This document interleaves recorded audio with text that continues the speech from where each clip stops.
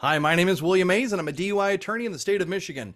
This is kind of a part two. There's a part one that deals with the Data Master history in the state of Michigan and the Data Master scandal. I took a little break at the end of that video so that we could continue talking about the Intoxilyzer 9000, the greatest breath test that's ever been invented and ever been seen on the planet Earth. All right, so you've heard about the Data Master scandal involving a couple of 120-day people that were supposed to run various tests on our Data Master DMTs in here. It resulted in the removal of all 203 Data Masters from service. Big scandal, cloud of shame hanging over the head of the Michigan State Police breath testing unit. Following that, criminal convictions of those folks, etc. So the Intoxilyzer 9000 is now being billed as the newest breath test device out there on the market. The 9000 is not particularly new. That's the first thing you need to know. The Intoxilyzer 9000 dates back to somewhere 2008 through 2012. I don't recall exactly when it went into service, but it is by no means a new breath testing device. It's new to the state of Michigan, sure, but only because there's this ongoing dispute between intoximeters and the state of Michigan. As a matter of fact, I learned there's yet another aspect to the Data Master scandal. You see, when the Michigan government has surplus, they're supposed to sell that surplus off. And there was a breath testing expert, Aaron Olson, who wanted to get a Data Master DMT. And I said, hey, Mr. Olson, you should reach out to Michigan State Police or the whatever agency it is that's in charge of auctioning off excess state property, and you should be able to pick yourself up a Data Master DMT relatively cheap. Now, one of my back Data Masters I purchased from National Patent Analytics System, and they cost $5,000–6,000. Later on, after one of the states had retired their fleet of back Data Masters because they were getting a little old, the printers would fail, and there were some other technical difficulties with the old back Data Masters from which were primarily in service in the 80s, 90s. So they were getting a little old. When one state retired them, I was able to pick one up on eBay for, I don't know, $200, maybe $100. Oh boy. And looking back at how much money I'd spent on my back Data Master, it was quite the price drop. So I told Mr. Olson, you should contact the state of Michigan and pick yourself up a Data Master DMT. And frankly, I was going to grab one too, because, hey, it doesn't hurt to have another breath machine around the office. Oh, they're not selling them. That's right. I told you in the last video that Mr. Fondren decided that you and I as taxpayers should pay a small fortune to pick up a new machine to cover up the scandal, right?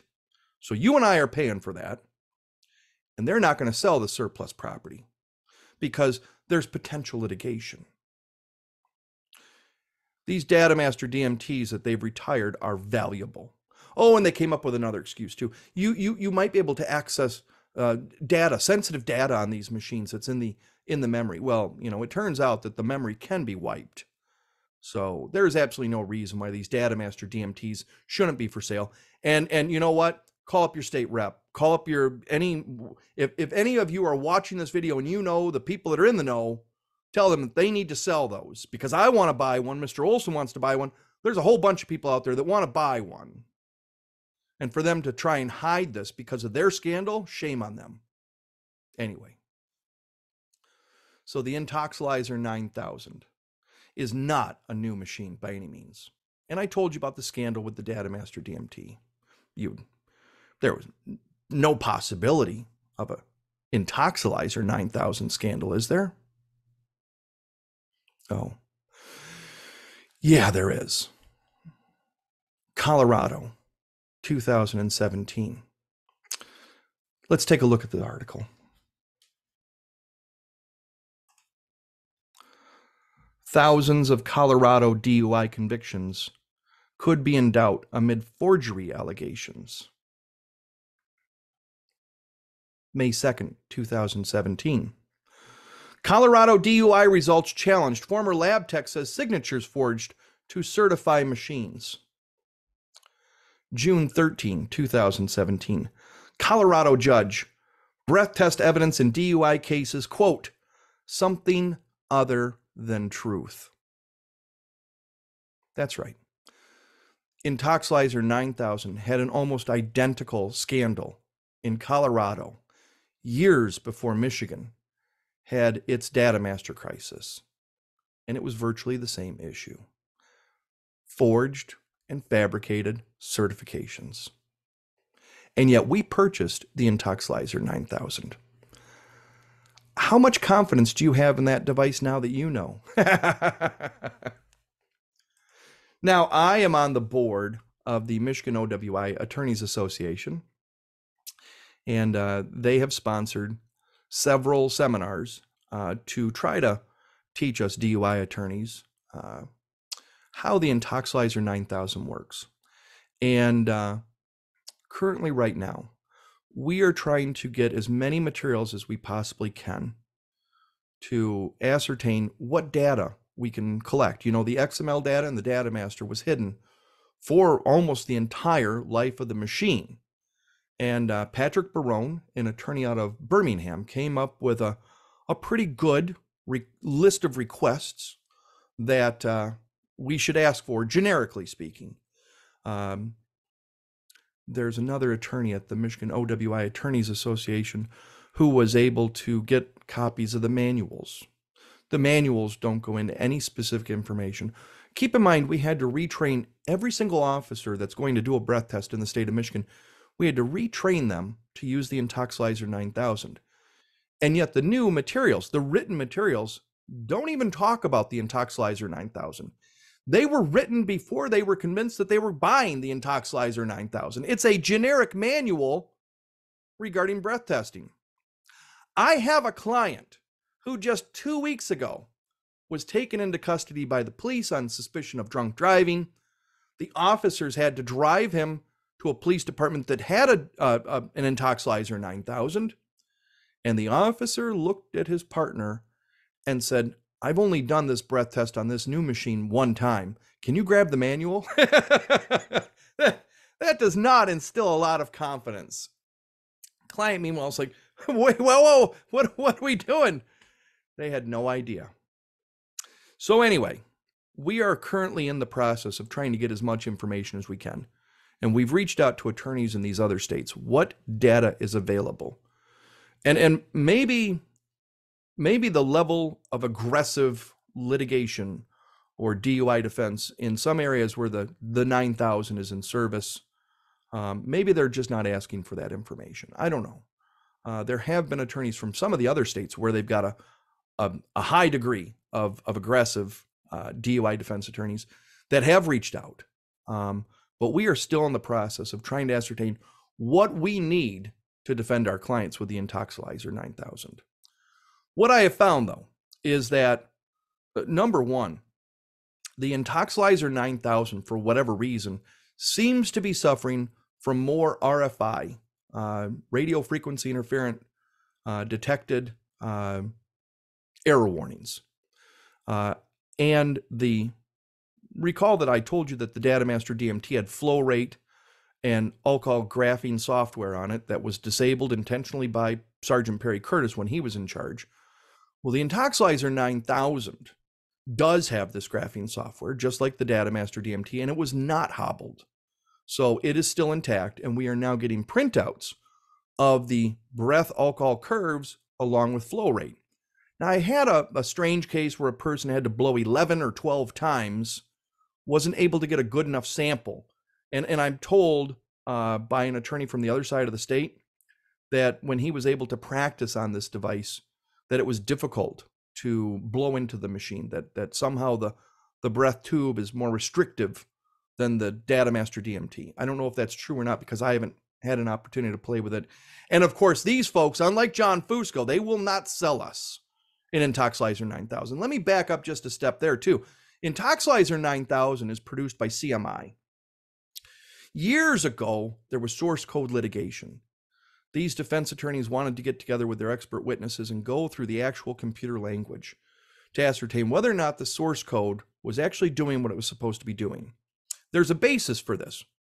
In New Jersey, Draeger Draeger was I think a German company that had a breath machine that they swore was the best breath machine on the planet.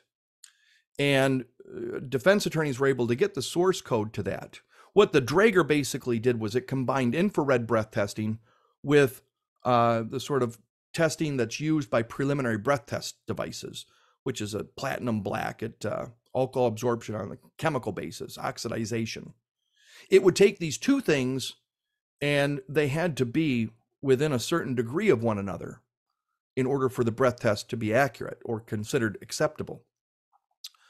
And so the devices that are used in preliminary breath testing, they're less accurate, but they're susceptible to different kinds of errors. So it's an interesting concept to combine the two different methods of testing the breath to ensure an accurate result.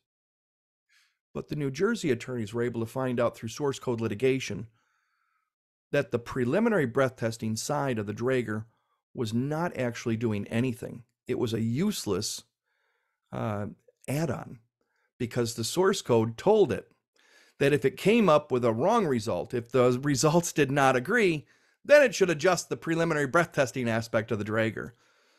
And that meant that these Draeger devices were extremely unreliable as opposed to more reliable. And so that was a problem. CMI with Intoxilyzer, it was not during the Intoxilyzer 9000 stage. I believe it was either the Intoxilyzer 3000 or 5000 at that time. But defense attorneys wanted to challenge CMI with source code litigation. And the hysterical stories that arose out of that, the president owner of CMI was actively avoiding subpoenas. Private investigators were approaching him in the men's restroom at airports saying, "You've been served," and serving him with a subpoena, holding a photograph. Just absolute obfuscation, I guess would be the word. So John Fusco down at National Patent Analytics Systems at that exact same time said, you're not going to get anywhere with source code litigation. Such a waste of time, waste of money. And well, John, are you going to allow your source code to be released? Yeah, no problem. Sign a non-disclosure agreement that you won't transfer it because it's proprietary, but we will reveal the source code to anyone that has a court order that your expert and the defense attorney can look at it. And they did. And that's how science should work. Forensic science, like any science, should be testable, repeatable, subject to criticism. And if you're trying to hide something, then your forensic science is probably shit. Don't hide the stuff. And that's an ongoing problem with a number of areas of forensic science. You know good forensic science when it's open door, when it's exposed, when it's shared. Michigan State Police, blood toxicology by contrast, as long as I can get the information from them through the prosecutors, because the prosecutors always want to try and block it, Michigan State Police has an open door policy. They will reveal their blood, the underlying documentary evidence regarding their blood, unless it's being intentionally suppressed by the prosecution. Annie Ducan is a famous story out of not New Jersey, Pennsylvania.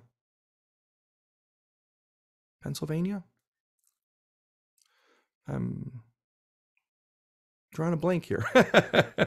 Annie Ducan was a chemist that was involved in testing drug samples. Now, this is not drunk driving. This is testing substances and controlled substance litigation. She was absolutely fabricating results, and she got busted, and she went to prison. And she's only one of many, many forensic scientists that have dry labbed and gotten caught. We need that level of transparency in breath testing. So here's where we stand right now. Me and a number of other attorneys are actively requesting information from the Michigan State Police regarding the Intoxilyzer 9000. I have seen some problems in some of these flow charts, the alcohol measurements with breath flow, and I'll share one up on the board right now so you can see this. What you're looking at here on the left, you'll see a negative going value.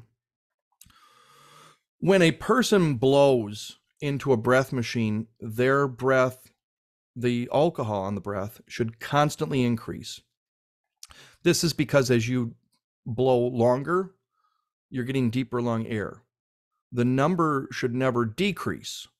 If the number decreases, if there is a negative going value, in other words, that implies the presence of mouth alcohol.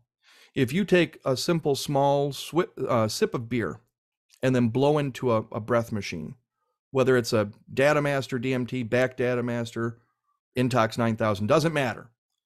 If you blow into it, that number will go skyrocketing high. You can produce numbers in the 20s, 30s, even overflow values up in the 70s. So a 0.70, for example, right? But then it rapidly goes down because the actual deep lung air does not have that level of alcohol in it. So whenever we see a negative going value, the Datamaster rules were if two or more and this is just internal, this is not in any manual that's produced by the Michigan State Police. This is part of the internal programming that we're taught at National Patent Analytic Systems. If there are two or more consecutive negative going values, the test is rejected as an invalid sample. An invalid sample implies the presence of mouth alcohol. Now that was in the breath testing training manual, that an invalid sample implies the presence of mouth alcohol. Now, as you can see on this graph here, though, there is definitely a negative going value on sample number 1, where it goes down. And that test result does not actually even climb up to the result where it started. So that definitely implies the presence of mouth alcohol according to the alcohol curve. It should constantly go up.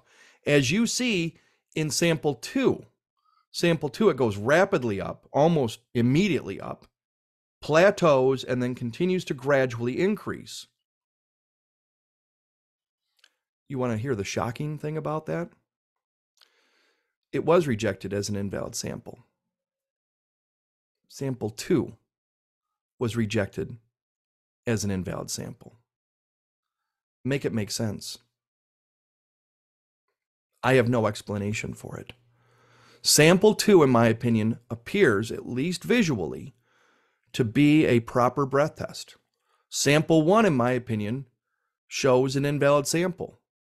Sample 1 was accepted by the Intoxilyzer 9000 in this case. I'll show you I'll show you this. As you can see, sample number 1 was accepted. Sample number 2 was rejected. Make it make sense. I can't. So using the request that Mr. Barone has provided to me and some other DUI defense attorneys, we have been repeatedly requesting this information from the Michigan State Police. A prosecutor that I deal with on a regular basis recently apologized to me. He said, William, I've been really trying to get this information that you've demanded. Now, there has been a change in Michigan law. We now have discovery available in misdemeanor cases, and that requires prosecutors to go out of their way to get us exculpatory materials and to turn over evidence that's responsive to our discovery demands if you trigger it as the defendant. It's akin to the federal rules. If you don't ask for discovery, then you don't have to engage in reciprocal or mutual discovery by providing documents to the prosecution. I feel that it's on balance, it's best that we get the information. So in most of my cases where we're challenging the case, I am requesting discovery, and that mandates that the prosecution turn over all this relevant stuff regarding the Intoxilyzer. This prosecutor, we worked out a great deal on the case because he wasn't able to get that information. The Michigan State Police told the prosecutor that he would have to use the Freedom of Information Act to get those documents from them. So, in my last video, I threw down some shade at Mark Fondren, who's in charge of the Michigan Breath Testing Unit. And I've got a little bit more shade for him now. Mr. Fondren, keep denying it. Keep withholding the evidence because I'm not going to do a FOIA. I'm not going to pay you to give me the information that's required to be disclosed as a matter of law.